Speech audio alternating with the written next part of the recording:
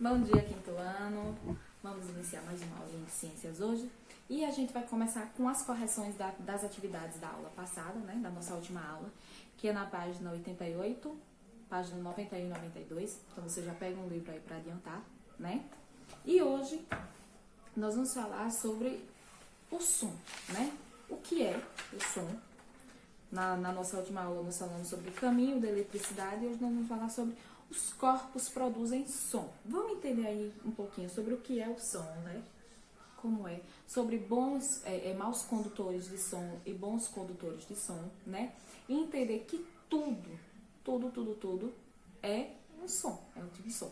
Se é uma mão batendo, se é o vento, se é uma porta batendo, se é um chocalho balançando, tudo isso é uma forma de som, né? Página 93, para vocês acompanharem, né? A gente vai pro vídeo. Vamos falar também sobre a questão de decibéis, né? Tabela de decibéis. E atividade aí nas páginas 97 e 98. E 99. Atividade simples também. Então é isso, espero que vocês entendam. Não precisa a gente se atentar a número de decibéis, né? A gente quer que vocês entendam mesmo o que é o som, né? E a questão dos bons condutores de som e maus condutores. A tabela de decibéis é informativa. Não precisa vocês gravarem os números, não, ok? Então é isso. Qualquer dúvida que surgir com relação ao assunto, a tia está à disposição para tirar, ok? Então vamos lá, quinto ano. Como eu falei anteriormente, nós vamos iniciar com as correções das atividades, né? Aí da página 88, 91 e 92. Na página 88, gente, a pergunta de número 1 tem: observe as palavras e complete as frases. Nós temos aí a palavra eletricidade, isolantes, condutores, não, bons, comuns, nem. A letra A tem a seguinte questão: alguns corpos são melhores condutores de eletricidade do que outros, né? Os metais, como o cobre, a prata, o ouro, são ditos bons condutores de eletricidade. Letra C. Já a madeira, a borracha e o isopor não são bons condutores de eletricidade. E letra D. São chamados de isolantes aqueles materiais que dificultam a passagem da corrente elétrica. Então, eles isolam essa corrente elétrica, né? Procure no diagrama as palavras que completam as frases. Então, letra A. Manter aparelhos elétricos longe da superfície molhada. A gente sabe que a água é um bom condutor, né, de energia. Inclusive, pode ocasionar choques elétricos aí, às vezes até letais. Letra B. Não ligar vários equipamentos na mesma tomada. Vai sobrecarregar essa tomada. Consequentemente, vai queimar, né, esses aparelhos, esses equipamentos eletrodomésticos.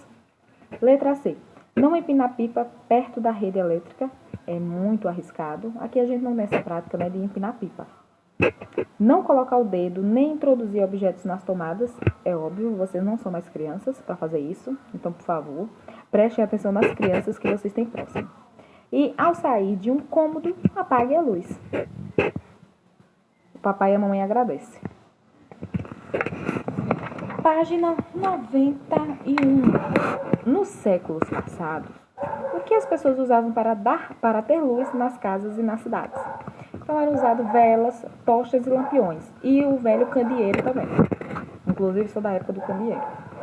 Segundo, como ocorre a geração de energia elétrica nas usinas hidrelétricas?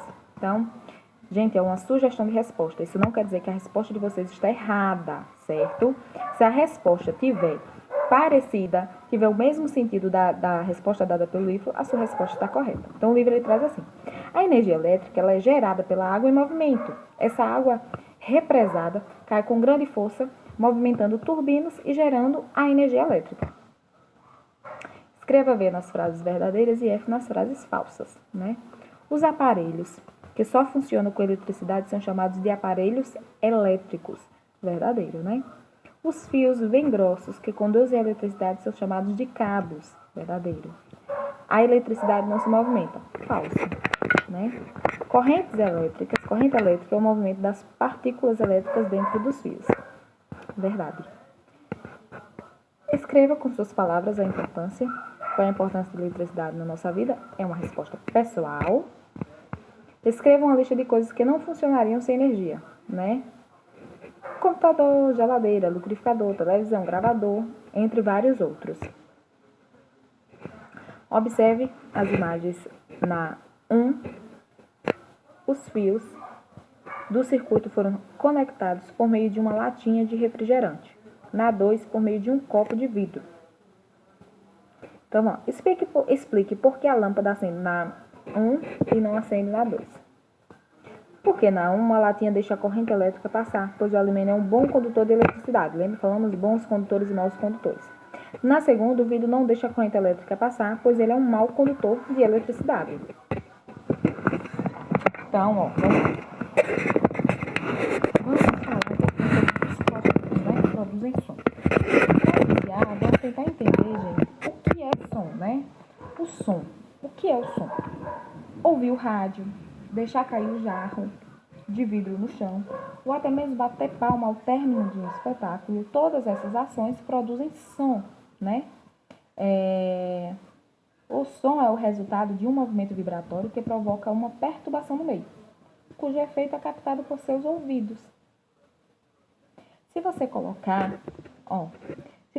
a mão na garganta, em sua garganta, e emitir qualquer som, sentir a sua garganta tremer, até no ato de falagem. São os movimentos vibratórios das suas cordas vocais provocando uma perturbação no ar. Então, por favor, façam isso aí que vocês vão entender. Para se propagar, o som, ele precisa de um meio material, que pode ser sólido, líquido ou gasoso, né? Se pusermos nosso ouvido perto do chão em uma estação de trem, nós sentiremos a vibração que um trem se aproxima e que prova que o chão é um meio sólido de propagação sonora. A gente não tem como fazer isso aqui, né? Da mesma forma, as baleias, elas conseguem se comunicar emitindo sons que são audíveis a longas distâncias. Longas distâncias mesmo, viu? O meio de propagação é a água que se encontra no estado líquido. Por fim, ao ouvirmos uma canção no rádio, o som que ouvimos chega até nós pelo ar atmosférico, que é um meio gasoso. Então, aí nós vimos o som, conseguimos captar o som por meio sólido, né? Que é com relação à linha do trem. Se você colocar o ouvido no chão, você vai sentir, né? O chão ele tremer. Então, é uma forma de som que chega até nós por meio sólido. No caso das baleias, do som emitido pelas baleias, esse som chega até nós pelo meio líquido, né, que é a água. E quando a gente ouve as canções do rádio, quando a gente ouve o rádio, esse som ele chega até nós pelo ar atmosférico, né, pelo meio gasoso. O som ele pode se propagar em diferentes frequências, né? Mas nós só conseguimos percebê-lo nas frequências que estão compreendidas no intervalo de 20 Hz a 20 mil Hz de frequência, né? Frequências inferiores a 20 são os infrassons, como os elefantes se comunicam, né? Ondas superiores a 2000 são os ultrassons, que os cachorros conseguem ouvir frequências ultrassônicas, né? A gente sabe que a audição dos cachorros ela é extremamente avançada, né? Nos hospitais, são utilizados o eco produzido pelas ondas, são os cachorros. Nos hospitais, utilizamos o eco produzido pelas ondas nos órgãos para visualizar os tecidos em um procedimento chamado de ultrassonografia. Nós temos aí um aparelho de ultrassom. E os navios e submarinos, eles usam sonar para detectar outras embarcações ou possíveis rochedos no mar. É quase impossível encontrar um ambiente livre de som,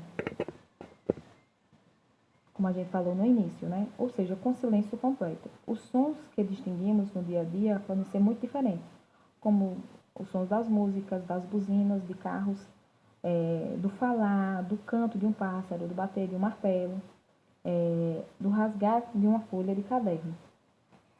Então, tudo isso é som. Agora a gente vai falar um pouquinho sobre os corpos, né, que produzem som. Na natureza, há corpos que produzem vibrações que se propagam em qualquer meio material, sólido, líquido e gasoso. Assim como com a eletricidade, nós dizemos que são os bons condutores de som, né? Os bons condutores de som, os metais, os líquidos e o ar são exemplos de bons condutores do som. E eles produzem vibrações e originam as ondas sonoras. Outros exemplos de bons condutores de som é o ferro, o alumínio e o ouro. Em geral, materiais maleáveis como a lã, tecidos e espumas que não emitem vibrações e não dão origem a ondas sonoras são assim chamados de corpos maus condutores do som, né? A lã, o tecido e a espuma. Todo som, inclusive esse tipo de espuma, ela é o tipo de espuma que é utilizado em estúdios, né? Para que esse som ele não crie um eco e ele não vaze. Ou em casas de show também. Boates, eles utilizam essa espuma para que a vizinhança não seja incomodada, né? Então, todo som ele tem sua medida por meio do seu timbre. E hoje é muito importante sabermos de que maneira os técnicos realizam essas medidas como proteção contra a poluição sonora. O nosso ouvido ele capta os sons à nossa volta até mesmo quando estamos dormindo. Os sons que ouvimos muitas vezes nos alerta para ações que não estamos vendo. Exemplo, toque de telefone, freio de um carro, toque de despertador, entre outros. Para a medida do som, gente, os técnicos eles usam um aparelho chamado de decibelímetro, né? Sendo a resposta dada em decibéis. Então, aí nós temos a tabela, né? Uma casa sossegada tem 20 decibéis, murmúrio 30, música baixa 40, conversa em tom normal 60, televisão 65, um tráfego intenso 80, iPod no volume máximo 110, buzina 110, a britadeira 110, show no estádio 120, avião a jato decolando 130 e um tiro tem 140, né? A exposição prolongada a ruídos superiores a 85 decibéis provoca perda gradativa da audição. Então é bom a gente tomar cuidado com relação a ouvir música muito alta, viu? É tão séria a situação da poluição sonora atualmente que nós podemos verificar na tabela de decibéis a seguir, que é essa aqui, né? O tempo de exposição ao som que o ouvido humano pode suportar sem prejuízo para a audição. Então, aí, 85 decibéis por 8 horas, 90 decibéis por 4 horas, 95 decibéis por 2 horas, 100 decibéis por 1 hora, 105 decibéis por 30 minutos, 110 decibéis por 15 minutos e 115 decibéis por 7 minutos. Então, assim, a poluição sonora, ela pode prejudicar gradativamente, né, a nossa audição e fazer com que a gente perca essa audição gradativamente até perder 100%. Então, isso aí é uma questão muito complicada, principalmente os jovens que gostam de ouvir som muito alto, é muito prejudicial, principalmente com o uso de fones. Esse daí, gente, é o aparelho de decibelímetro, né, que é o que faz essa medição em decibéis do som. Então é isso, galerinha. Finalizamos a nossa aula aqui. Se tiver alguma dúvida, pode entrar em contato, que a tia responde. A atividade está aí no livro de ciências nas páginas 97, 98 e 99. Boa aula, bom estudo. Até a nossa próxima aula.